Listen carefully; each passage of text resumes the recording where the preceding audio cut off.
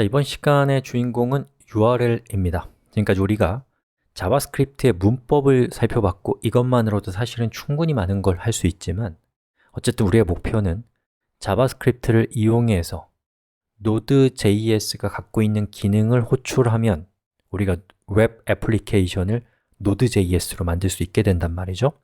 자, 그러면 우리 이제 쓱 Node.js 영역으로 넘어가서 웹 애플리케이션을 구현하는 아주 중요한 테크닉을 살펴보겠습니다. 바로 이번 시간의 주인공은 URL이에요.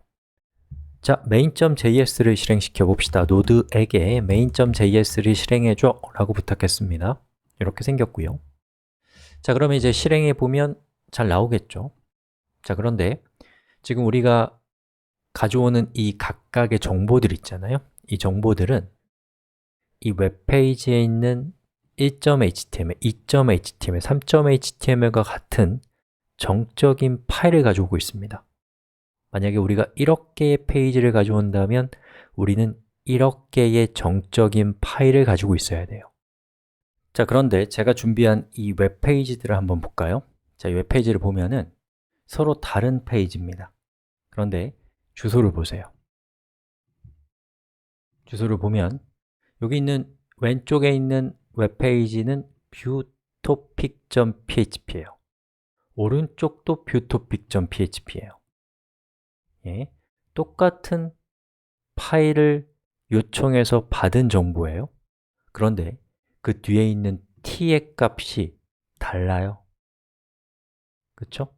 즉, 같은 파일이지만 저기 있는 저 값을 달리하는 걸 통해서 viewtopic.php라는 우리 PHP 모르지만 PHP 애플리케이션이 클라이언트에게, 웹브라우저에게 서로 다른 페이지를 만들어서 보내고 있는 것입니다.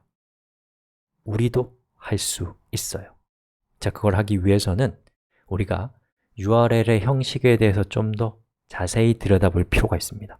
자, 지금부터 URL의 세계로 함께 하시죠.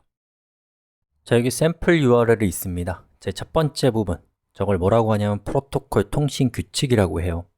즉, 사용자가 서버에 접속할 때 어떤 방식으로 통신할 것인가에 대한 부분입니다. HTTP는 하이퍼텍스트 트랜스퍼 프로토콜이라고 해서 웹브라우저와 웹서버가 서로 데이터를 주고받기 위해서 만든 통신 규칙이에요. 만약에 FTP라고 하는 것을 쓴다면 저기는 FTP가 되어 있을 겁니다. 통신 규칙을 앞에 적고요. 그 다음에 나오는 부분은 우리가 도메인 네임이라고도 하고 호스트라고도 부릅니다. 자, 호스트라는 것은 인터넷에 접속되어 있는 각각의 컴퓨터를 우리가 호스트라고 해요. 즉, 오픈 튜토리얼스 OIG는 어떤 특정한 인터넷에 연결되어 있는 컴퓨터를 가리키는 주소입니다. 자, 그 다음에 여기 3000이라고 되어 있는 저거 있죠? 저건 이제 포트 번호라고 하거든요. 생각해 보세요. 한 대의 컴퓨터 안에 여러 대의 서버가 있을 수 있어요. 그러면 클라이언트가 접속했을 때 그 중에 어떤 서버와 통신할지가 애매해요.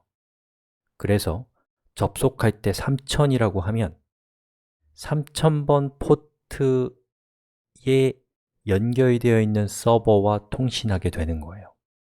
main.js에서 여기 3000이라고 했고 이렇게 3000이라고 한 것은 여기다가 이렇게 하면 3000번 포트에 우리의 Node.js 웹서버를 실행시킨 거기 때문에 접속할 때는 3000이라고 저렇게 명시하는 겁니다.